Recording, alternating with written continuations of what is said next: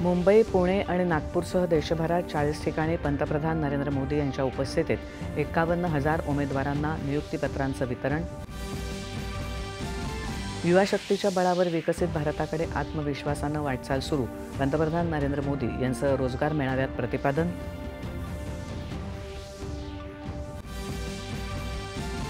पाकिस्तानला अपरिचित असलेल्या मूलभूत अधिकारांचा जम्मू आणि काश्मीरमधल्या नागरिकांनी वापर केल्याचं भारताचं संयुक्त राष्ट्रात प्रतिपादन. पंतप्रधान नरेंद्र मोदी यांचं कर्तृत्व आणि कारकिर्दीचा आढावा घेणाऱ्या मोदीज मिशन या बर्जिस देसाई लिखित पुस्तकाचं राज्यपाल आणि मुख्यमंत्र्यांच्या हस्ते राजभवनात प्रकाशन.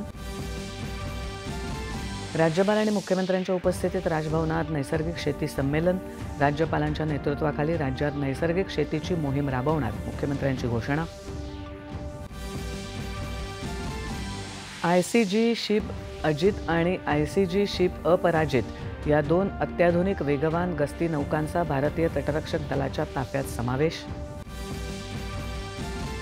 भारत आणि ऑस्ट्रेलिया यांच्यात सिडनी इथे आज तिसरा आणि मालिकेतला अखेरचा एकदिवसीय सामना.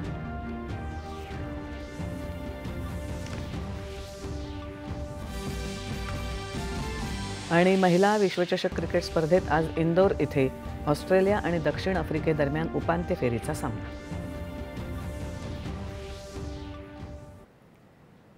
नमस्कार, 8:30च्या बातमीपत्रात मी